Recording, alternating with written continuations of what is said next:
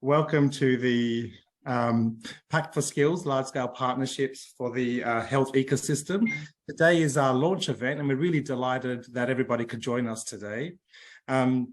This is a European health multi-stakeholder partnership on skills gaps in emerging occupations. So this will be a short launch, and we're really excited that we can have everyone joining us and really understanding what's ahead of us and the great opportunities that we want to do collectively with everybody. So thank you very much for being here. Good morning. Good morning. Yes, we will first hear a presentation, a welcome from Sandra Gallina, Director General from the Commission, European Commission DG Sante, and then we will continue with a panel discussion between multi-stakeholder participants who are partly already part of this partnership and partly new and interested to join it. So I will pass the floor on to Sandra Gallina for the welcoming words.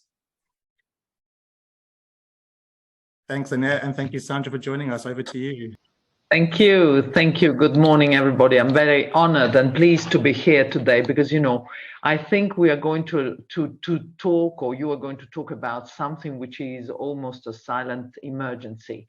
I would like to say that the challenging working environment for Europe Health's workforce is a real issue, and for multiple reasons. I would say it's not just one element that is complex to gauge. So first of all, we have shortages. Shortages do provoke capacity constraints in European countries. Then you can have different situations, big differences are there, but still shortages is the name of the problem. I must say that COVID-19 only exacerbated these shortages, because if I look at my own country, Italy, these shortages were already looming in the offing, with baby boomers as doctors or nurses going out, no real desire to join this profession, many topics that you know by heart. Then on top of it, we need to add the green and the digital transition. So, you know, the people who need to work in the health professions, well, they need new skills. And this is, you know, the uptake of the digital tools was very fast during COVID. But let me say, the downside is that this is only the beginning of the digital transformations, and we need to be ready to respond to these challenges. So the main lever, I think, for the workforce to navigate all these challenging times will be skills development. We need to invest in innovative skills. We need to adapt to the future, all very important, I would say, and nice sounding words. But, you know, all of this implies also very big societal changes. And, you know, the technological changes do imply that you have skills that go with them. So in a sense, today, I'm really delighted to be here because, you know, you will be launching the Pact for Skills Health Partnership, which for me, you know, with all these multiple stakeholders is a good beginning, or a guarantee almost, that we will have across the health sector the experience to deal with these difficult topics. Now, this is a great framework for the new partnership, and I do count on you trying to help us for the challenges we have ahead. Now, I do believe that there are many concrete training actions that could be further developed and that could be making the difference. So I'm asking you to be bold today and to think and to further suggest what we can do. So all that you will be doing has very strong links with the Health Union. The Health Union, we launched it on the 11th of November 2020. I still remember this huge package of legislation. I was busy negotiating the vaccine still, but, you know, we had this huge package because we were doing the two things in parallel. And, you know, next year it will be the European Year of Skills. So let me say, you, with the health angle, you need to help us promote really this part of the initiative. Now, if I can give you a bit of a taste of what we're doing, we have a portfolio of initiatives for the health workforce. So I would instigate you all to think synergetically, to think with the others and try to create this is a very abused word, synergies. But I mean, alone, we will never overcome this huge urgency. So we have training initiatives under the EU for Health program. They focus on digital skills. I hope they will kick off early next year. We have a cluster of 5 projects that address topics such as medical deserts, how to retain health workers, and also skill innovations. We have a joint action which is called Heroes. I really love this, the name of this action. It's co-funded by the EU for Health program, and it's trying to address shortages with improved health workforce planning and forecasting. Now, we will be launching it in February 2023, so I hope this will be something that will give us good results. Finally, I cannot forget mentioning the inter-speciality cancer training program. You know that the Europe's Beating Cancer Plan is a flagship, is something that we're very keen. My Commissioner Kyriakides, is keen on cancer. So we hope to be able to deliver more skilled, more mobile cancer workforce across the borders, and also to promote a certain level of exchanges and information sharing. Now, use the broad alliance that you are to create the best package and leverage everything that you can, because it is only through stakeholders like you that we can become stronger in this challenge. We can't transform the systems without the health workforce. This is a banality. The health workers, whichever professions we mean, they are the backbone of the health systems of the EU. Health systems that benefit from universal healthcare, I would say, and many of them having a privileged place for public health. So let me say it's a very important element of our societies. So we need to be bold. We need to especially inspire young people to join the sector. This is really one of my worst worries. We need to promote this idea that there is value in the work that health professionals undertake. So this is why I said the joint action called Heroes. I really love it because, I really think that they are heroes, the people who work in this sector. So let me say to all of you, from my heart, thank you for your support. Thank you for your ideas, but especially thank you for being bold, because we are in a bit of an emergency, European emergency and global emergency concerning health workforce. So I wish you all a very good, successful day. I have already tweeted, I would say, all that I could tweet, and I will be following you. Unfortunately, my agenda is just disastrous, so I'm jumping out now to another meeting. But many thanks for this precious work that you will be doing today. All of you. Thank you. Thank you, Sandra. I really appreciate you joining us and sharing the perspective of the Commission, and we wish you all the best with your busy day. So, yes, thank you. So what we'll do now is I'm going to hand over to Michele Calabro. He's the director of Eurega, and he's one of the key partners who's leading the Pact for Skills portion of the project BeWell. So Michele, let me hand over to you to talk to us about what is the manifesto. Thanks a lot, George, and I hope you can see correctly the slides that I'm presenting. So indeed, I will have just 5 minutes to present the manifesto that we drafted basically so far, mainly within the discussion of the BeWell project, as George rightfully mentioned. And the manifesto is composed of basically 4 key parts: challenge, the ambition, the objectives, and of course, how we're gonna try to measure the success of the partnership going forward. And now we'll start, of course, from the challenge. Many things were already anticipated by Ms. Gallina, of course. So I'll be very quick on this, but we know that, of course, health workforce represent a significant share of European workforce with almost 50 million people who work in health occupation. Of course, we have considerable workforce challenges that were, as was said already, exacerbated by the effects of the COVID pandemic, and of course, dealing with the constantly evolving environment.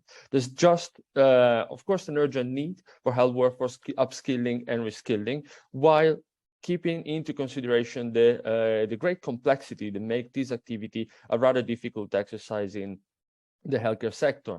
Again, many was mentioned already, but rapid transformation of the sector, shortages, resignations, difficult work conditions that make, of course, also taking up the opportunities that are currently given quite a difficult job. We talk about how the sector is transforming, and we wanted to highlight three elements of this transformation: the digital side, which is, of course, very clear to everybody. It's essential to develop digital skills to support the sector transformation in this direction, but the sector itself is still lagging behind when it comes to seizing digital opportunities and also providing adequate trainings. The green transformation is another key element that we all know about. And of course, the health workforce should be resourced and trained to engage with this transition, intended in the broader sense. So from the point of view, of course, the circular economy, the lowering emission, but also the more general One Health principle, access to green areas, and the impact, of course, of climate change. Besides the green and digital, there are other things that we need to always keep in mind, dealing to help the workforce dealing with the constantly evolving environment, logistic and management skills, communication, and other skills such as patient engagement, and so on. All of these needs to happen within a complex transition of education to labor market that is clear to everybody, and in particular, address the excessive burden that is already there on the health workforce that is dealing already with shortages and high level of pressures. To deal with this background, basically, we define the ambition, so what the partnership in general terms would like to do. And the key is to better prepare the health workforce for current and upcoming challenges to sustainable, inclusive, and resource collaborative lifelong learning. So it's not really just providing new training, but really increasing the attractiveness of the health sector, really looking also at the other dimension that the health workforce is of course dealing with. This should be a part of promoting the shift towards a really health promoting and person-centered sector that not only provide indeed the resources to health workforce, but really help them dealing with the current other challenges and guaranteeing effective patient care. I think this is essential. And we will focus on a set of key skill sets responding to the challenges we mentioned before. So skill to support digital and green transformation of the sector for existing and emerging occupation, interdisciplinary skills, skills supporting integration of care, communication, and other skills. I mentioned already a few. Patient engagement, leadership, and advocacy are some examples of them. And of course, the change management and organizational skills also to help the workforce have maybe an even more let's say central role in co-creating also innovation and better care across the health ecosystem. This is the ambition. What is the proposal and objective of the partnership? So drilling down a little bit further in what the partnership basically want to do. So we want the partners, as you know, Euriga is part of it, and other organization will commit basically to shaping a shared model for skills development in Europe, with a series of focus that I think are quite comprehensive. And of course, first of all, ensuring that individuals entering the health workforce are equipped with the proper skills and ready to face this constantly evolving environment, establishing a culture of lifelong learning for all, so not at the entrance, let's say, of the labor market, but really accompanying the workforce throughout their career and try to make sure that this is matched.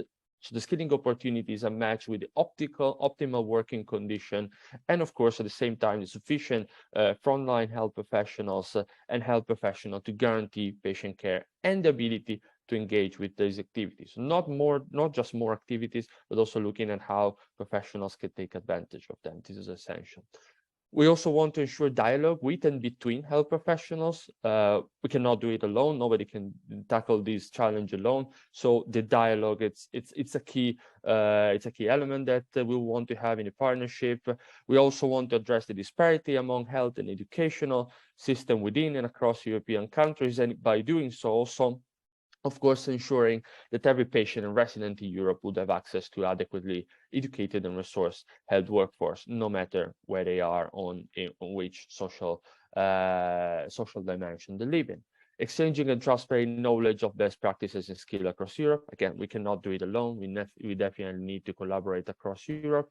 Create synergies with pan-European projects. Many were mentioned by Ms. Gallina. We want to work in partnership with all of them, from Heroes and beyond, exchanging data on skill gaps and needs for existing and emerging occupation.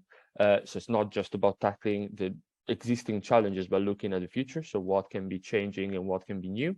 And doing this, of course, against always keeping in mind to fight against discrimination and for gender equality, health equality, and equal opportunities.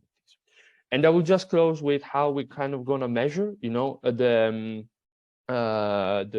size, the dimension, the success of the partnership. Well, first of all, we look at the coverage of the partnership. We want to have the biggest number of partners possible. Again, we cannot do this alone, and the more, I would say, the merrier in this case. We will have a number of communication dissemination events such as this one and going forward, and we might want to have joint statements and campaigns fostering the objectives of the partnership. Skill intelligence, we need to understand what are the needs. So we want to have such a needs assessment discussed, produced by the partnership and shared within the partnership. Upskilling and reskilling actions. So we want to also look at how many action will be taken in terms of providing training to the broadest range of stakeholders, and finally, of course, looking at new training models and tools. So all of this is basically what the partnership is going to look like, and this and the manifesto, of course, is also available in a broader form, basically starting today. I'm done, George. Over to you. That's wonderful, Michele. Thanks for that great overview of lots of the complexities and the depth that the manifesto seeks to bring. I think one of the things that's really important for me and from Emma's perspective around this project, and having a movement that is relevant for everybody, that is able to be connected to by everybody, is that this has been co-constructed. These are not just the views of one organization or another, but we've been developing this collectively. And today's launch is really an opportunity to say to everybody who's joining us, who's not heard of BeWell before, and who's interested in joining a Pact for Skills, this is an opportunity to know that your voice will equally be relevant and you can also contribute. And so to help shape that, I'm going to turn to our panel now. And we've got 4 panelists joining us today, and they really do represent the 4 really different expertise that are contributing to the work that we're doing. And I want to start with Jan Willem Goedriaan. He's the General Secretary of the European of EPSU. Jan, you have to help me remember EPSU, the European Public Services Union. Can you tell us about, so from your perspective, how is this manifesto relevant for you? And Jan, we have you on mute, so we'll just sort that out. Sorry for that. Not at all. That's easy to sort out. I just have to click the unmute button, as we all know. Unmute yourself, still one of the most used phrases in these platforms. Sorry for that. Good morning to all, and thank you very much for the invitation to be with you here, to be at that launch event. EPSU is the European Federation of Public Service Trade Unions, and we organize workers across the whole health and social care sector, from doctors, nurses, specialist nurses, down to cleaners, and up again from administrators to specialist doctors, etc. EPSU is also working at European level with HOSPIN. That's our employers' counterpart. So as trade unions and employers, we're also supporting this project, seeing how it develops, and I will come back to that, how we can also use the results of this project, because skills and training are an important topic for workers for all workers in the sector, especially also the new technologies, the digital skills which are needed. You referred, I think Michel Calabro referred to the lifelong learning, which is important. So we look at that also with the employers. I think it is important to also note that the project and the manifesto come in a context of immense pressures. Miss Kalina referred to that, the staffing shortages in the sector. One of the points he raised is the medical desert, but I mean, given the scale of the lack of staff across the European Union, I mean, is the European Union becoming a medical desert almost in its entirety? It's worthwhile to reflect upon. If we recognize that the health workforce and the health professionals and all the others in the sector are the backbone, are we doing enough to support the workers? I mean, it's nice to say that we are heroes, but we do know applause is not enough. We had a demonstration last Friday here in Brussels, amongst the others, to address the cost of living crisis, the lack of funding. We know workers are leaving the sector, and there's even bigger challenges for some of the specialist occupations. So there is a really big need for the sector to work together, and I think that's one of the benefits of this project. One of the things we do notice, and you will have heard that in the introduction of Ms. Galina, is that there is a lack of dialogue with the unions and the employers on this. And I think that will be a stumbling block if we want to go further, if unions and employers are not involved. So the manifesto is also something we with the employers are not writing up to at this moment. We want to take that with us in our social dialogue, where the unions and the employers meet at European level, and come back to you with our full consideration, because I do think that is important to be fully considered and be involved in your work. Coming back to the whole project itself, I think it is also an issue of building trust when implementing, when rolling out the various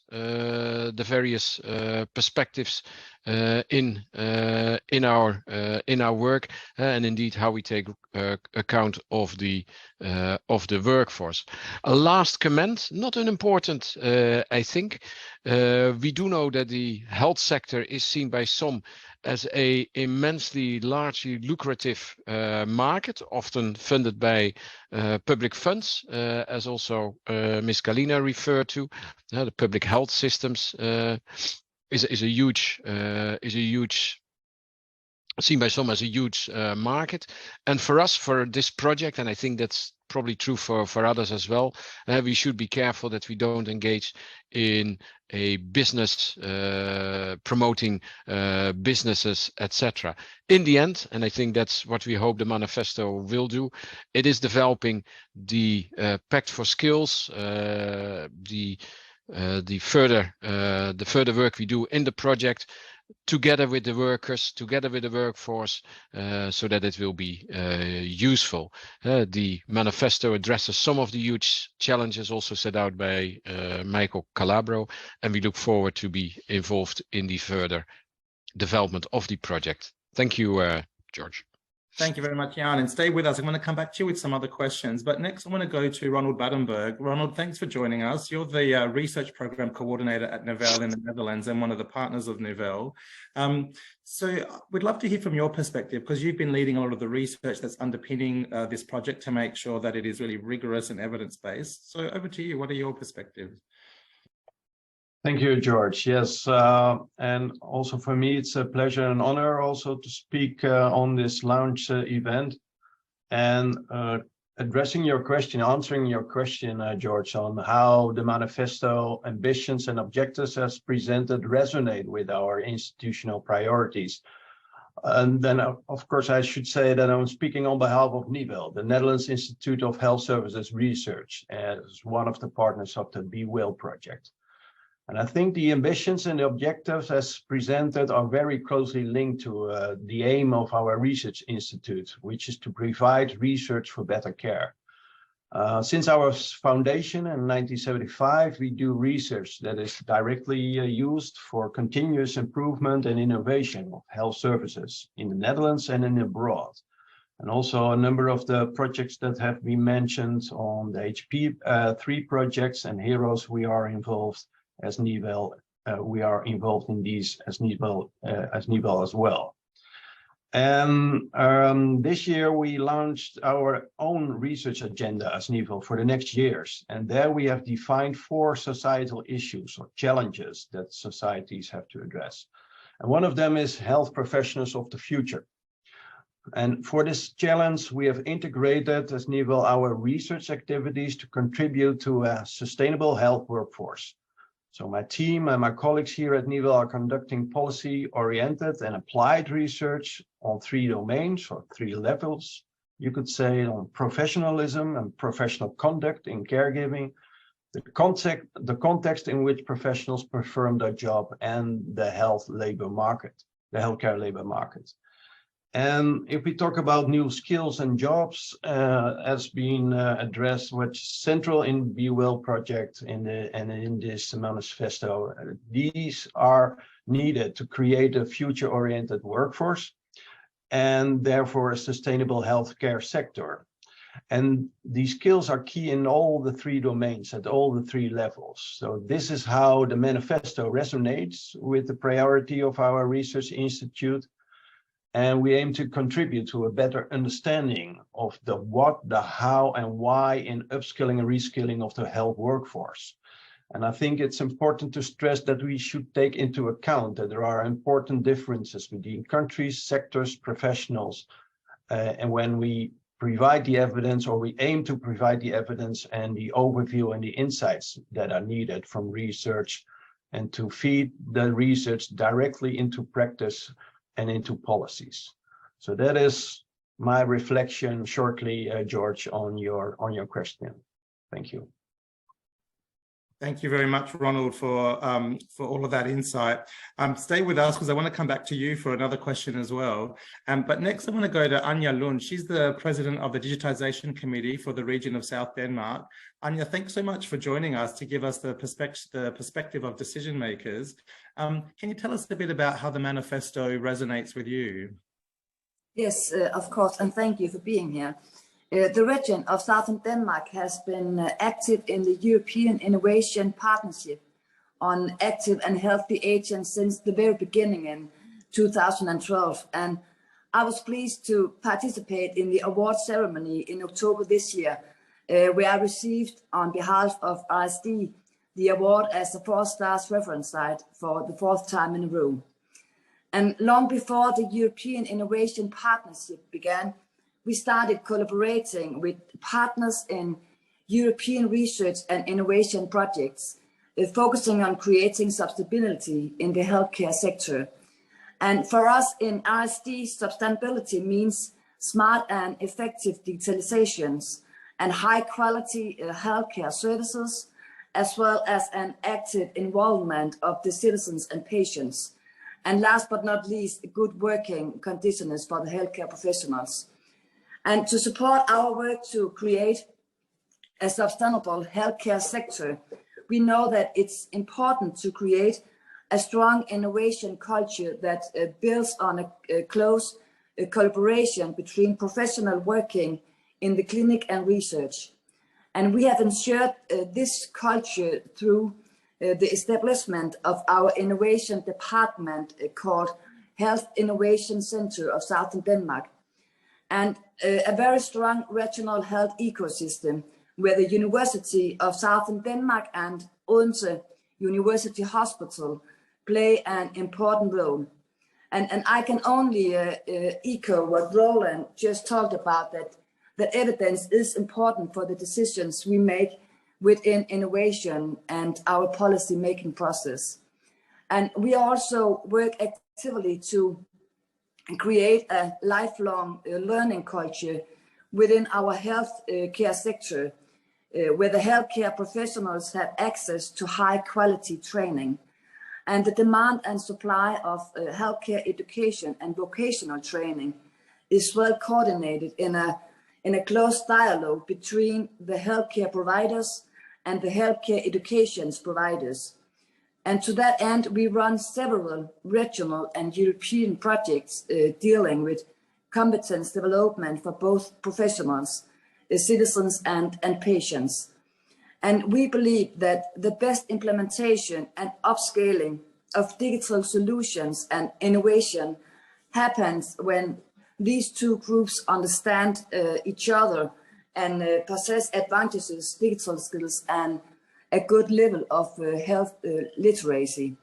So for us in the RSD, the manifesto is in line with our regional priorities.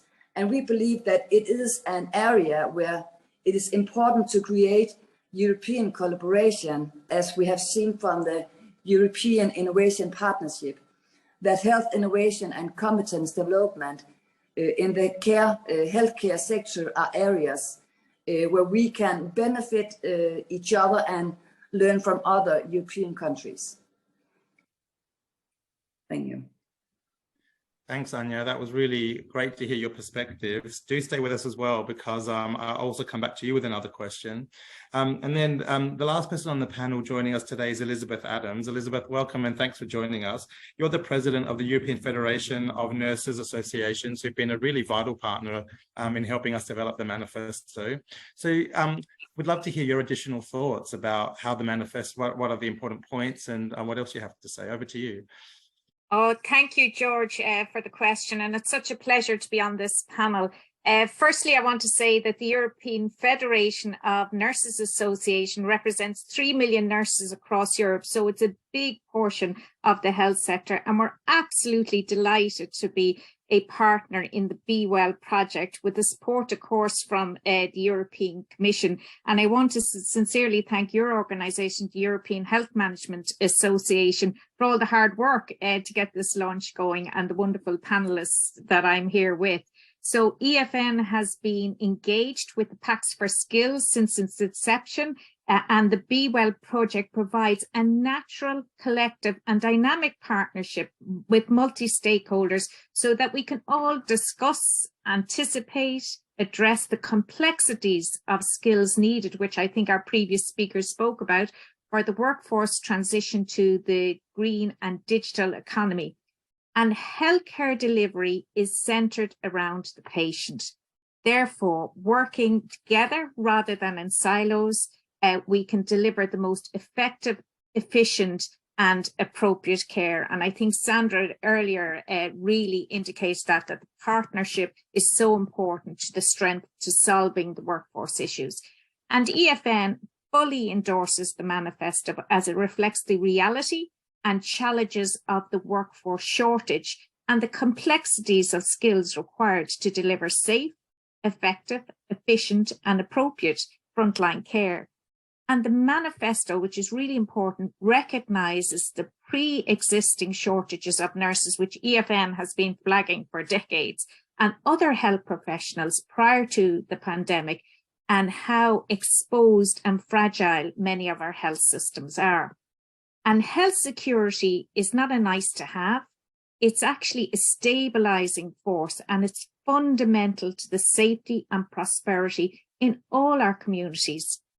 And from a nursing perspective, research clearly provides the evidence that well-prepared and educated nurses equate to lower patient mortality rates and better patient outcomes. So we have to be very careful in our work, and it's very important, as Roland said, that we have the research in relation to what the skills are required, that we don't downgrade the professionalism and the great standard that we have across Europe.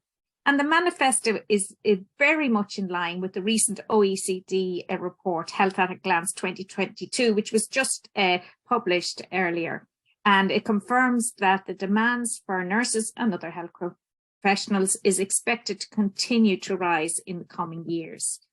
And workforce shortage is a global issue. For example, I only heard yesterday that New Zealand announced that they will fast track the residency of nurses if they come and work there. So it's a global issue, and we have to tackle the recruitment and tension that is globally around.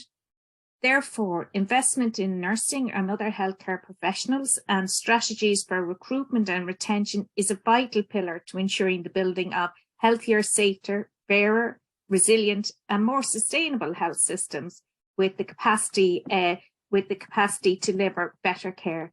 Therefore, and finally, the Pact for Skills ecosystem manifesto is absolutely key to recover, to build resilience, and also to digitalisation our ecosystem to be better prepared for the next crisis. Thank you, George. Thank you very much, Elizabeth, for that insight. So I'm going to come back to the panel now with another question. So thanks everyone for still being here. And then I'll say to the audience, we're also here to answer your questions. So you can put your questions in the chat box, or you can raise your hands, and we'd love to hear what you have. We have over 100 people registered for today, and it looks like there's about 84 people in the room. So it's a really great group of people. And so on that note, what I want to ask is, so a lot of the organizations around the table are either part of the partnership or are very strongly committed to becoming part of it. So what are your expectations towards this partnership, and how will it help health professionals' digital and green skills development? So Jan, can I come back to you and start with you? Thank you, George, and thank to the other panelists for providing their views on also making the project comprehensive, so that we look at the what we do and the results of the project in a comprehensive way. For us as EPSU, as European Federation of Health and Social Care Workers, it is important that the project helps us in a way, as has been described to some extent by Elizabeth just before me, but also in a way that we can talk about the results and discuss the results with our employers. So evidence-based, I think Ronald referred to that as well. Evidence-based results are important for us also to discuss that with the employers and to bring the training and the upskilling and continuous professional development, lifelong learning as a right also forward in our collective bargaining with the employers. And for that, we hope that the project will bring concrete results so that we with the employers can bring that forward, and also find the ways in which we can I think several speakers mentioned that, not least Elizabeth, also can find the resources, the training funds which are needed to do this in our sector. Because without that, and I agree with all the previous speakers, without the combined effort and the combined messaging also to the Commission and others, we will not be able to find the workforce for the future. I mean, people do not understand how on the verge of a breakdown many of the healthcare systems are, and I think that is what we hope the project can help us address and bring forward in our discussions, the urgency as well. Thanks for that, Jan. So how about you, Ronald? What are your thoughts about what are your expectations towards the partnership, and how will it help health professionals' digital and green skill development? Yeah, well, thanks, George. The expectations are high, and so we also need to be careful in managing expectations, maybe. But what I can say a little bit about is what I said earlier. What is important within the project is that we collect and we invest in knowledge and expertise. And as NIVEL, and also with our partner, the European Observatory, within the BeWell project, we bring in our national and international knowledge and expertise. First of all, to collect and evaluate the many initiatives that are now taken to implement, to develop, and to implement and define these digital, green, but also the communication and other new skills in professional education and training. So that is an important, I think, to have the overview and the evaluation of those initiatives on the one hand, but also to look forward, to look ahead to the future, because it's addressing the fundamental question, of course, what skills are really new and what are skills that are really needed, and what is the best way to develop them. So our expectation, my expectation, is that the partnership will support the development of health professionals' digital screen and communication skills, of course, but it's important that it's based on collaboration and exchange with health professional organizations themselves, representing the health workforce itself. And we all know that the future is uncertain, and the current challenges are in the health workforce are complex. We just heard these challenges. And so we need to join forces and learn from each other, and also learn by comparing, systematic comparison. And I think it's important that this partnership is an open partnership, and it recognizes the context sensitivity I addressed earlier. As we can all benefit from if we know what works, when, and how. So I think that policy making requires overview, insight, and vision, and needs to serve the health workforce. And so it's important that we also need to critically look and research what improves the labor conditions and careers of health professions, but also what actually harm this. So that is important. Therefore, it's important to do the needs assessments, and that is key. And that is exactly also the role we have within the BeWell project. And I have still high expectations about what we can achieve together in this. So that would be my answer to your question, George. Thank you. Thank you, Ronald. I think we all have high expectations, and it's great to see, though, I mean, all of the comments, just hearing from the whole panel, is like the energy is there, the effort is there, the desire is there, but we need to see some changes, and I think collectively we can make them happen. Next, I'd like to come back to you, Anya. So, Anya, can you tell us about how do you see this contributing to the development of skills, and any other final comments? Yes.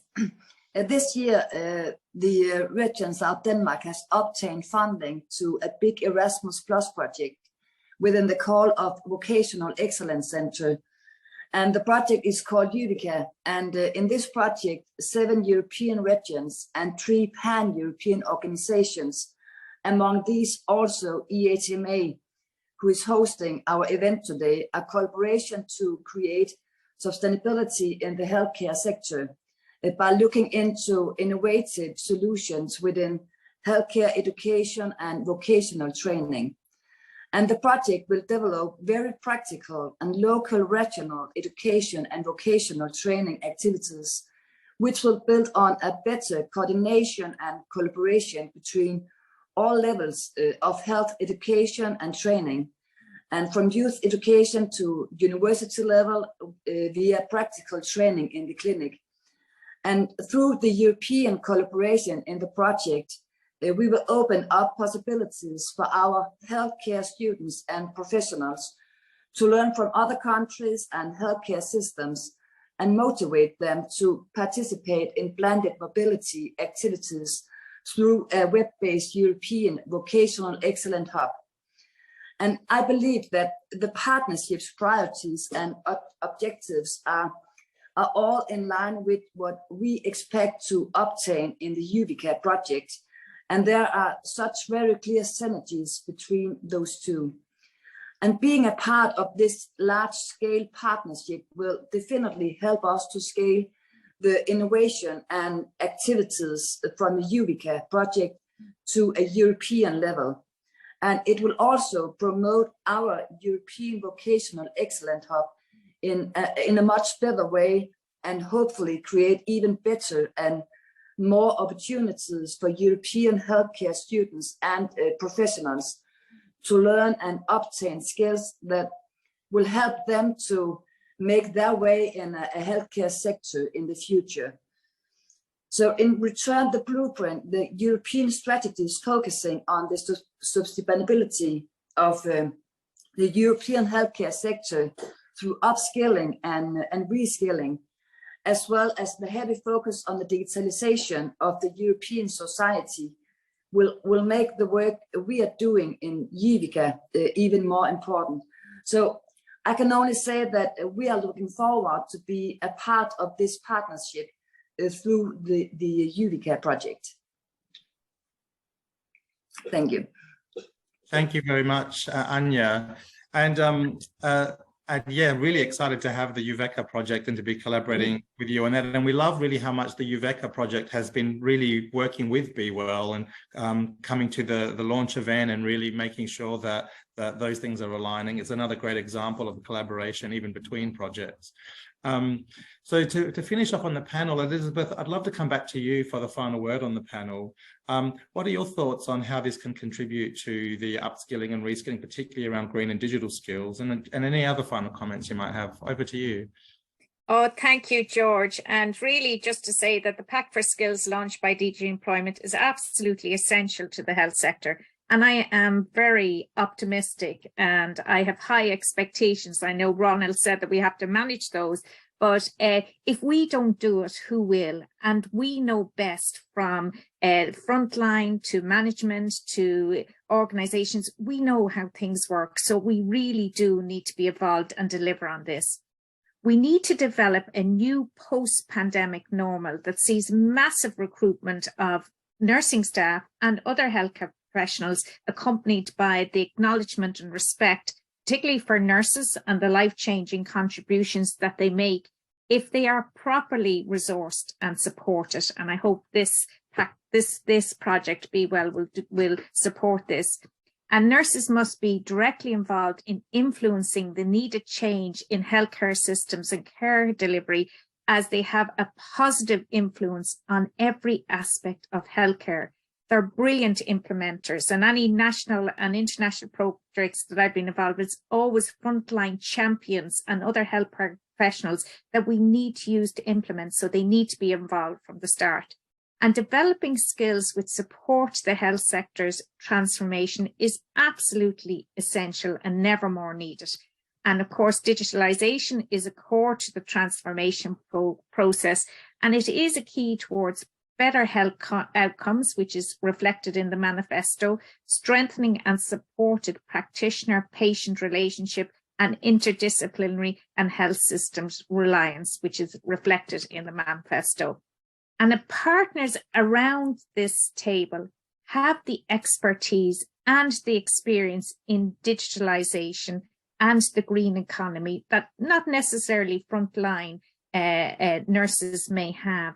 And this partnership with the experts from the frontline healthcare delivery to develop innovative solutions and co-design and collectively come together is very, very powerful. And I believe that investment in health is clearly a driver for economic growth rather than a brake on it. And certainly it is absolutely priceless. And I believe investing in nursing and health professionals and the systems is a certain investment in the health of the systems of our nation. So it's a wonderful opportunity to be involved. And I look forward to working with all our partners. So back to you, George. Thanks, Elizabeth, and really thanks again, not just for your great comments today, but the work of EFN has been really important for helping really take this forward and strengthen it. I mean, the perspectives that your team have shared have been invaluable. So thank you, not just to you, but to all of your team as well. Thanks to all of the panel. I'm going to go to questions now, and there's been quite a bit of engagement from the audience. And so first, I just want to recognize there's a big diversity in the room, and as I flick through the names of attendees, I can see there's a lot of names I recognize and wonderfully a lot of names I don't recognize.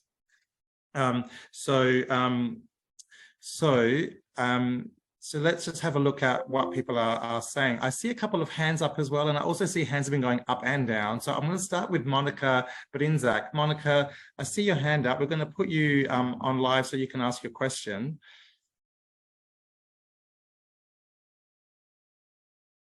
And I think your hand's come down now, which may have been it was up by accident. And so I'm going to look at some of the Q&A that's come in. Andy Bledden from the ETH Alliance has said that they are a partner in BeWell, which is true. Andy, you've been doing all the communications and really helping us to make sure that this is reaching the people that most need to hear about it. So thank you for the great work of the ETH Alliance team. Annette, you ask, are all health sectors concerned? We represent an international non-profit association for the traditional and natural care practices sector. Okay, I think you're copying and pasting something for somebody else. And we have a historical expertise in this sector. So the question there is around the diversity of who can be involved. Michele, I see that you're still on our panel. And I'm wondering if you don't mind speaking to that question around the diversity of who can be involved. Yes, George, I'm trying to come back here. We don't have any limits actually on the partnership that indeed, and I'll try also to respond to maybe another question. The BeWell project is kind of kickstarting. So first of all, if you're not a BeWell partner, definitely you can be part of the partnership we presented today. The BeWell project, we started basically this movement with also with today's event. So responding quickly to that and to another question that I see at some point in the Q&A, it's very much open to everybody. So I think we're very welcoming on the stakeholders that can be part of it. For instance, we as Eureka, we are a European association representing regional and local health authorities, and we are very happy to be part of it. But for instance, regional authorities directly would be an excellent addition, and it was great to also have Anya, for instance, today. So yeah, very open. Just quickly to respond to the question and to another one. Okay, stay with me for a moment, Michele, and apologies everyone. You can see we've had a few technical glitches today, so thanks for bearing with us through that. And that includes a lot of the questions are coming up with one of my colleagues' names on them, and she's just messaged me to say they're not from her. She's not even copying and pasting. So if any of the so there's just obviously a glitch with the system. So as I'm mentioning questions that look like they're coming from Annette, I don't know if others see that the same. They're not from Annette. It might be people are ticking anonymous, and because I think our account's linked through Annette's name, it looks like it's showing through her. So there's a question, Michele, around what's the formal process? Yes. So we have added in the chart that I believe everybody can see it, the link to the partnership page that we had on the BeWell website. So on there, you will be able to find both the direct information and I believe a contact form that you might want to use to reach out to the BeWell partnership, and we'll be able to provide you more information on the formal process. There is a form that needs to be filled to jump on the partnership indeed. But and I think colleagues from EHMA or from ECH Alliance can repost also the link in the chat where you will be able to find this information. And I think another question was also related to where we can find information about it. So I guess I'll try to respond to that as well. Okay, thank you very much, Michele. Just looking at the Q&A, there's a couple of other questions. So a lot of so Ozden Gokdemir is just thanking the panel. So thank you very much for that. And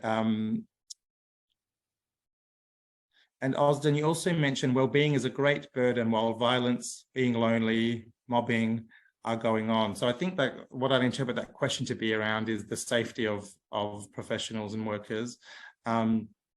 And how could this help address safety?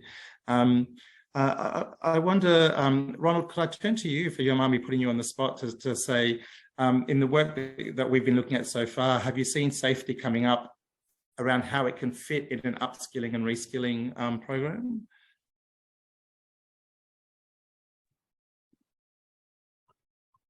Well, safety is, of course, an important and a key issue. Is this been addressed earlier, of course. And what we do is looking at the different initiatives in their context. And I think safety is such an important context factor to take into account. We merely talk about patient safety, but we talk about health workforce safety as well, of course. And this is important to address. Also, what I mentioned before, looking at digital skills, green skills, and skills development, what is actually supporting healthcare professionals, or what could also harm their position in that regard. And you could interpret this more or less as safety, but safety is let's say a complex issue as well. So it's a societal problem as well. And we deal with this as persons, as citizens, and it's happening on the shop floor. And I think it's important to address this as a context, as an important context for when we talk about skills development and the impact of skills we are talking about. Thanks very much, Ronald. Does anybody else on the panel want to speak to the idea of safety? Otherwise, I'll move on to another question. Okay, so I'm going to move on to, because we're basically out of time. There is a question that says, what is the difference of this initiative and compared to other similar initiatives? And why do you think this initiative will lead to success? And certainly from my perspective of the European Health Management Association, I would say I don't believe there has been similar initiatives. And so what could be similar is there's other training happening, there's other, maybe at local and national levels, people trying to develop local pieces of upskilling and reskilling. But I think what's unique about this is the scale of it is very large. It brings together a lot of different partners. We haven't been able to show you really the diversity of just the starting partners so far, but I can tell you there are many, and they represent higher education initiatives, institutions, vocational education and training, social partners and unions, profession organizations. Who am I missing? We have research institutes. It's really diverse. And if you have a look at the BeWell website, which I'm sure someone's put in the chat link, you'll see that the partners are many. But the intention of the Pact for Skills today is really the next step, and is to say, this is for everybody. This is for everybody locally, at a regional level, national and European. And by collectively working, because we know that healthcare does not care about our borders. We need to be working collaboratively for that. We know, we've heard today from the panelists around people recruiting from all over the world. And so we know we have challenges. Sandra Galina talked about the HEROES project around identifying and mapping the professions. So we have to work at this scale, and I think that's what's unique about it. And if you're stuck and you're not sure, just stay in touch. Follow us on social media and keep hearing about how this progresses. At least the BeWell project, which is really the seed project of what could lead to the growing of this Pact for Skills, has commenced for about 6 months now. So we have about 3 more years of doing this work, and you'll be hearing a lot from us. And I do want to take a moment just to acknowledge all the different partners who've contributed. So that's all we have time for today. And so just to finish off, I want to say really thank you to the panel. Your insights, your expertise, and your generosity, and sharing that with everyone today is really fantastic. So many thanks. And I know it's awkward on these Zoom meetings, but I'm sure we're all applauding you and thanking you for your time. So do take good care. Thanks all to the attendees for being here. In terms of next steps, you'll start to see the manifesto is now available for you to sign up to. You've seen the links in the chat, and through the BeWell website and through all of the social media channels, you can stay in touch and hear about more. Many thanks, take care, and we hope to stay in touch. Bye. Have a nice day. Bye-bye.